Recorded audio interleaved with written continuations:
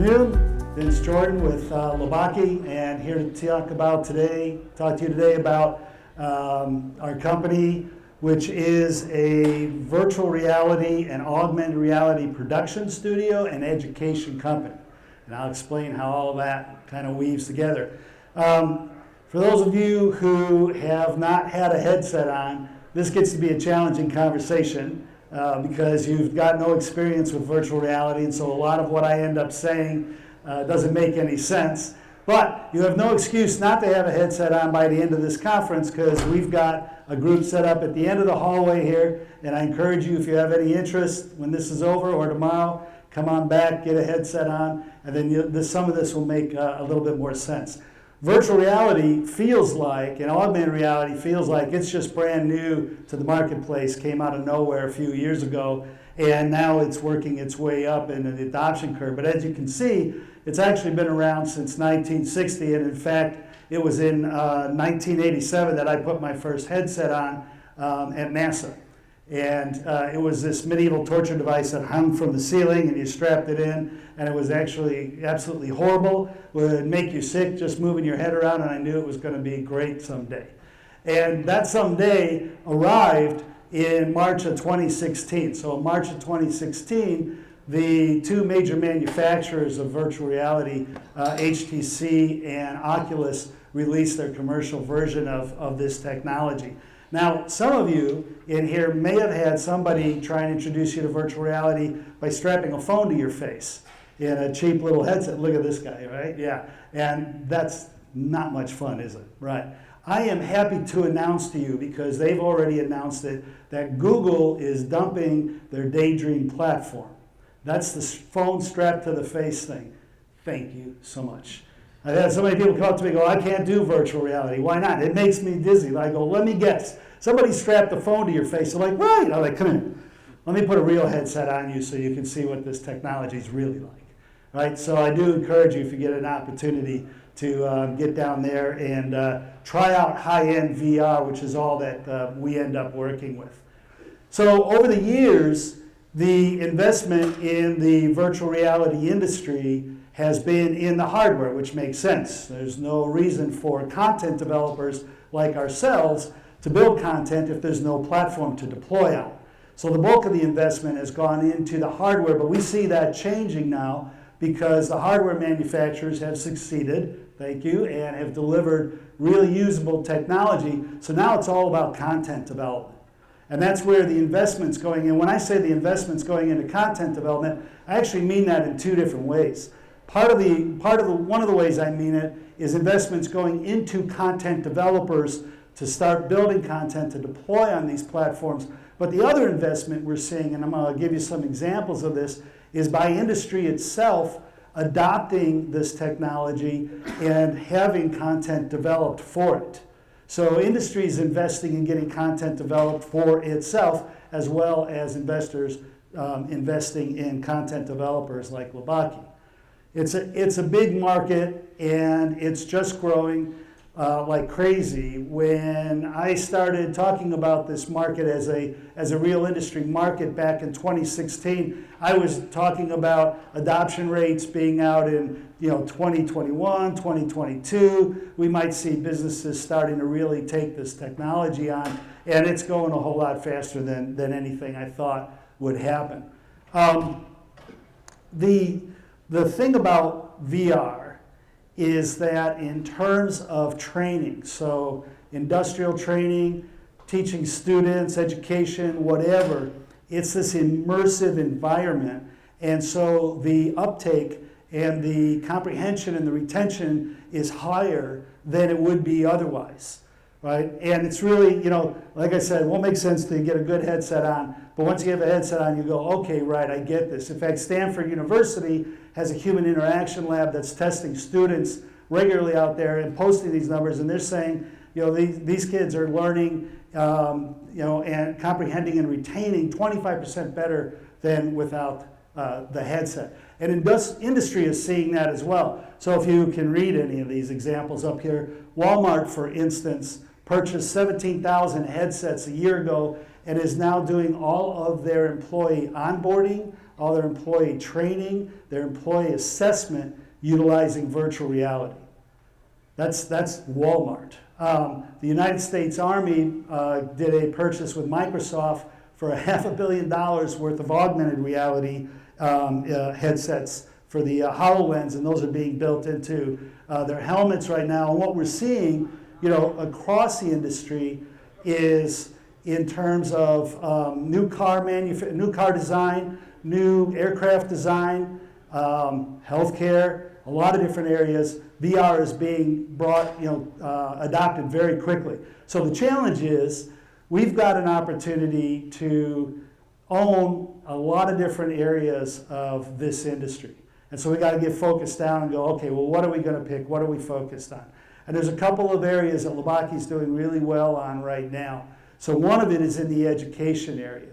And what we do with education is we are helping schools set up virtual reality and augmented reality labs and implement those labs with a platform that we've created. We've actually created 2 platforms. So one's a curriculum for training young people to be VR and AR developers, and then the other one is for teachers to actually be able to use this technology as part of their day-to-day lesson plans. So we have 2 platforms that we've put out there. Those are subscription-based platforms, and we're growing that year after year by getting more schools deployed. So right now, by the end of November, we'll have about 20 schools in 6 states deployed. And in fact, in the state of Tennessee, the curriculum we've developed for the academy side has been adopted as a state curriculum. It is now official. The students who are going through this in the CTE programming today get school credit for learning how to become virtual reality and augmented reality developers based on our curriculum. So we recently been contacted by the CTE group up in Tennessee. They now that the students get credit for it, they actually want to try and proliferate this around the state. The other thing that's happened recently with us, I got to do new stuff because I got lots of familiar faces out here, and so I want to give you guys some updates along with the new folks here. We were recently contacted by the leading headset manufacturer in the U.S., and she's the gal we met there is in charge of the education push for this company, for the headset company. And we told her, she heard about what we were doing. We spent about an hour on the phone explaining it to her, and her words to us were, and this is what we're finding, by the way, her words to us were, well, nobody else is doing this. We're trying to figure this out, and you've already figured it out. Can you come see us? So we're going to go see them in December and start a conversation with them about how we can help them actually create their education program that'll fit really nicely with ours. She asked me if she could she has schools inquiring all the time about this technology and how to implement it. She asked if she could send them to me. I said yes. She said, do you do international? I said, that was a pause. Of course I said yes, because I say yes to everything. But so anyway, Lobaki right now has an opportunity. We're already leading in this space. We really have an opportunity with these platforms that we've created to try and own this space. And that's something that we're really excited about. We already have schools contacting us who bought headsets and gear from other people, but there was no programming behind it. So like you often see when you go into these schools, is the technology is there. It's got about 1.5 inches of dust on it because nobody knows how to utilize it. Well, we fixed that problem with our platforms on the education side. Is this thing really going to beep at me in 57 seconds?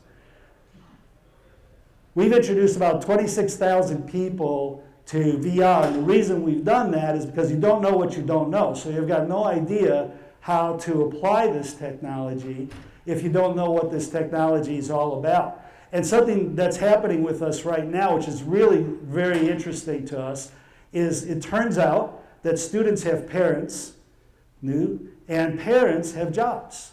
And so parents are ending up in these schools and learning about VR from their kids who are using it in the schools, and then going, what's the company behind this? Who do we talk to? Well, I was sitting here listening to the first set of pitches a little while ago. My phone was ringing from a company up in Huntsville, Alabama. A fellow left me a message and said, we got a project, we need to do it right now. You're the only VR company in the region, call me.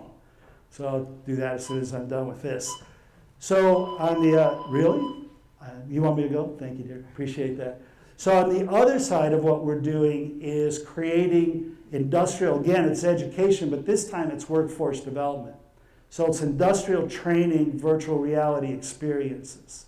So we're helping companies accelerate, much like what Walmart is doing and others are doing, accelerate the training of their individuals and actually making it much more efficient in a lot of different ways, not just in how fast they learn, but also, if you think about it, when you're trying to train somebody on complicated equipment and you put them on the line, lots of times you've got to shut the line down long enough for people to actually get training on that. That's a huge expense to a company.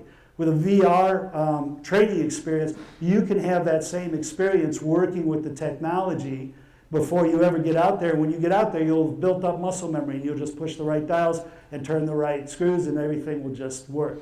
So the other part of what Lobaki is doing is creating VR training experiences for industry, and we do some things in healthcare as well with our good friend and partner over there. All right. We're downtown Jackson. I did this at the last place I spoke. I said, so we're right down on 736 South President Street in the old Dickies building. I invited people to come visit us, and as I went back to my shop, 3 people followed. That was a lot of fun. So, I don't know if I'm going to go back tonight, but you're always welcome to come see and experience this yourselves. I talked about the different product offerings. There's 2 ways to create virtual reality experiences. One is computer generated, and the other is with 360 VR video production. We do both of those. And the 360 VR video production, I was just on a shoot yesterday with Mississippi Forestry Association, and that's very fast and very cost efficient to create those things. Computer generated takes more time, but you get a lot more interaction than with the video production. Team is here. My CFO, Kevin Lau, is right here. Amber's out there somewhere, and there'll be other people at the VR station that you can meet if you want to talk to us some more. I know. Do I have time for this?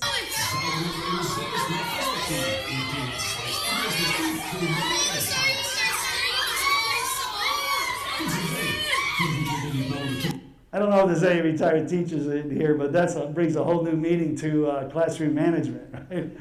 Yeah. Okay. I've eaten up all my time. Do I take any questions?